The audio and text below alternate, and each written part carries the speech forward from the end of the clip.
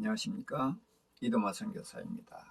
오늘은 창세기 22장에서 아브라함이 이삭을 번제로 바치는 장면을 가지고 말씀을 나누려고 합니다.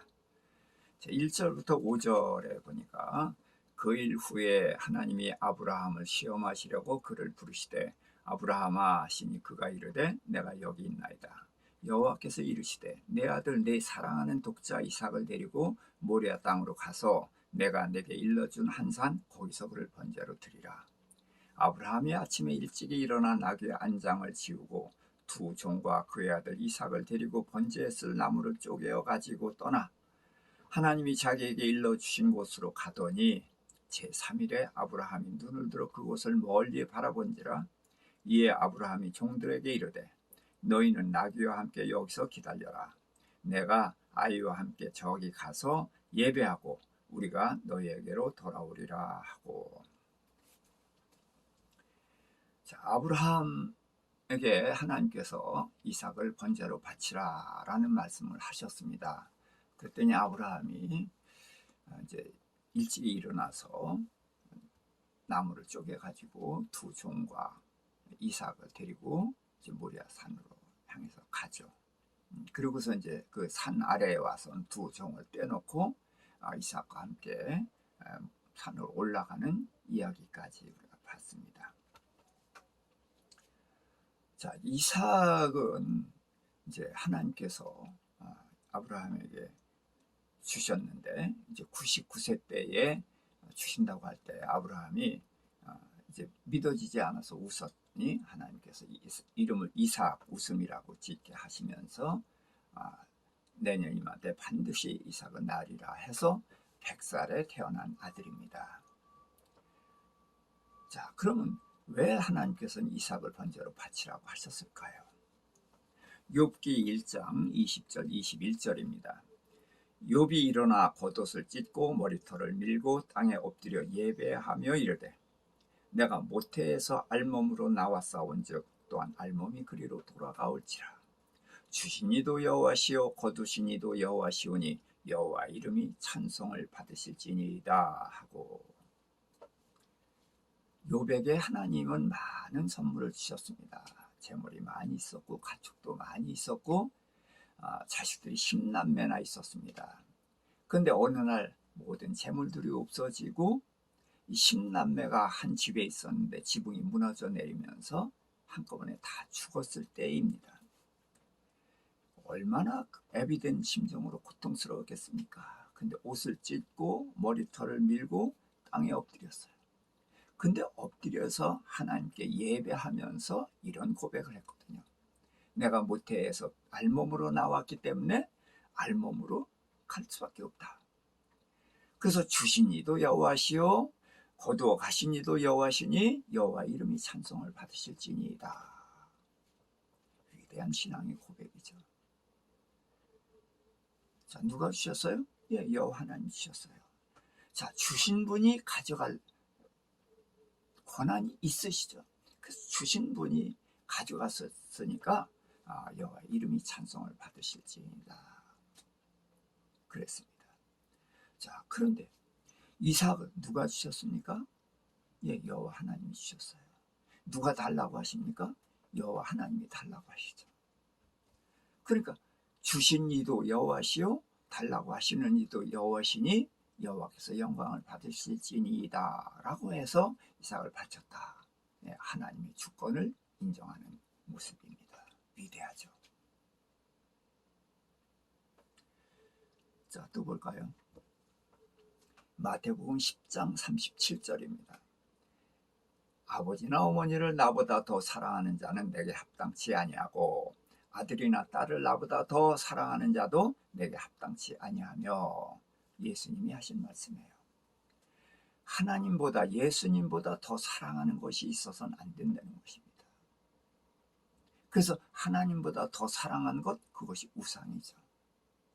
그래서 이스라엘 백성이 하나님보다 다른 많은 것들을 사랑했고 그 우상들 때문에 결국은 버림을 받았지 않습니까? 자, 하나님께서 아브라함에게 이삭을 주셨을 때가 100살입니다. 자, 100세에 얻은 아들이 얼마나 소중하겠습니까? 그러니까 애지중지하고 그러다 보니까 자식 사랑에 폭 빠져서 하나님을 잊어버렸을 수도 있겠죠. 자, 그러니까 자식을, 이삭을 하나님보다 더 사랑했기 때문에 이삭이 우상이 되어버린 것이고, 하나님께서는 그것이 아브라함에게 적합하지 않기 때문에 이삭을 번제로 바치라 그랬더니 아브라함이 깨닫고 회개하고 하나님께 이삭을 번제로 바쳤다. 그래서 하나님과 우상에 대한 이야기입니다. 근데 그렇습니까? 성경 하나 더 보겠습니다. 누가복음 10장 26절입니다. 예수께서 이르시되 율법에 무엇이라 기록되었으며 네가 어떻게 읽느냐. 자, 우리 성경 읽을 때 다 똑같이 읽습니다. 그런데 읽는 게 다르다는 거예요. 자, 아브라함이 이삭을 번제로 바쳤는데 그걸 어떻게 읽느냐는 거죠. 그걸 욥과 같이 하나님의 주권을 인정하는 차원에서 읽게 되면은 주신 자도 여호와시요 달라고 하신 분도 여호와시니 여호와께 영광을 바치실지로다. 그래서 바치는 것입니다. 하나님의 주권을 인정하는 것입니다. 또 우상처럼 하나님보다 이삭을 더 사랑함으로 해서 그 신앙이 무너지니까 회개하고 바쳤다. 이게 그런 관점입니다. 근데 어떻게 읽느냐? 자, 이것이 우리에게 굉장히 중요한 것입니다. 저는 욥의 10남매와 아브라함의 이삭의 공통점을 가지고 보면 하나님의 주권이라는 차원에서 인정을 할 수가 있습니다만은, 그러나 욥의 10남매와 아브라함의 이삭은 차이가 있단 말이죠. 그래서 우리는 공통점도 봐야 되지만 차이점도 반드시 봐야 됩니다. 무슨 차이점이 있습니까? 욥에게 있는 모든 것들은 하나님의 은혜로 주신 것입니다. 물론 아브라함에게도 다 은혜로 주신 것이지만 이삭은 언약의 자식입니다. 아브라함이 99세 때 하나님이 이삭을 아들을 주신다고 그랬더니 웃었거든요. 그래서 이스마엘이나 살게 해주세요. 그때 아니라 내게서 아들을 낳으리니 이름을 이삭이라 하라. 그러면서 내가 이삭과 언약을 세우겠다 그랬어요. 자, 하나님이 아브라함과 무슨 언약을 세우냐면 큰 나라, 하나님의 나라를 세우겠다는 언약을 하셨거든요. 그래서 나라는 그 두 가지입니다. 후손이 하늘의 별같이 국민이 생겨야 되죠. 그 다음에 땅이 있어야 됩니다. 그래서 내 후손을 하늘의 별같이 많게 하고 그들에게 이 젖과 꿀이 흐르는 가나안 땅을 주시겠다. 그것이 아브라함에게 준 약속인데, 이 약속을 지금 누구하고 맺냐 하면 생기지도 않은 이삭과 언약을 맺으신다는 거예요. 그래서 아브라함과 맺은 언약이 이삭의 후손이 하늘의 별같이 많아지고 그 이삭의 후손들에게 젖과 꿀이 흐르는 가나안 땅을 주겠다는 약속을 하셨단 말이죠. 그래서 이삭은 언약의 후손입니다. 그렇다면 이삭이 죽으면은 언약이 깨져요. 그러니까 주권 가지고 얘기할 것이 아니란 말입니다. 또 우상? 그거 가지고 얘기할 게 아니에요. 언약 가지고 얘기해야 됩니다. 언약의 후손이니까요. 그런데 우리가 왜 이런 해석이 나오고 거기에 아멘을 하느냐? 이게 바로 하나님의 언약 중심으로 보지 못하기 때문에 그렇습니다. 또 지금 22장은 아브라함 이삭을 번제로 바친 자리인데 22장은 그냥 하늘에서 뚝 떨어진 게 아니라 12장서부터 22장까지 흘러왔다는 거예요. 하나님께서 12장에서 아브라함을 부르셨고, 그리고 지금 22장에서 이삭을 번제로 바치라고 그랬는데, 자, 12장에서 부르실 때가 아브라함 75세입니다. 그리고 아브라함이 100세에 이삭을 낳고, 지금 이삭이 자기를 태울 수 있는 나무를 짊어지고 산을 올라가거든요. 그럼 나이가 하면 15살쯤은 됐을 거예요. 그러면 아브라함은 115세. 그러면 가나안 땅에 들어온 지 40년입니다. 성경에 40이라는 숫자는 많이 나오죠. 모세가 애굽에서 40년, 광야에서 40년, 지도자로 40년. 이스라엘 백성이 광야에서 40년. 또 모세가 시내산에서 40일 동안 금식했고 예수님도 40일 금식했었고 다윗이 40년 동안 왕노릇했고 그래서 40이라는 숫자는 우리 인간들하고 관련이 있는데 우리 사람들에게 한 텀이 되는 중요한 기간이라고 할 수가 있습니다. 그래서 하나님께서 75세에 불러서 115세에 하나님 아브라함에게 이삭을 번제로 바치라는 시험을 하시는 것은 40년을 가르친 후에 3일 동안 그것을 시험을 하시는 거죠. 그러니까 우리가 그동안 앞에 있는 12장서부터 21장까지 해서 무슨 일이 있었는지를 모르고 22장만 뚝 잘라서 해석을 하게 되면은 하나님의 주권 가지고 해석을 할 수도 있고, 우상이라는 차원에서 해석을 할 수가 있다는 거예요. 자, 그런 해석이 필요하고 중요한 해석입니다만은 그러나 아브라함과 이삭 이야기하고는 관련이 없다는 거예요. 이런 해석이 왜 나오느냐? 저는 큐티의 맹점이고 큰 문제라고 보는 것입니다. 큐티가 나쁘다는 것이 아닙니다. 그런데 큐티를 어떻게 합니까? 본문 딱 정합니다. 지금 제가 1절부터 5절까지 읽었는데 많이 읽으면 이제 22장을 다 읽는 거죠. 그러고서 여기에서 답을 찾아내는 겁니다.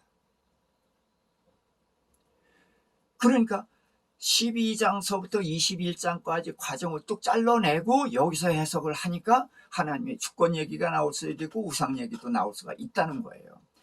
제가 큐티의 문제는 바로 이런 거라는 거예요. 물론 큐티를 가르치는 분들은 이야기는 다 이렇게 합니다.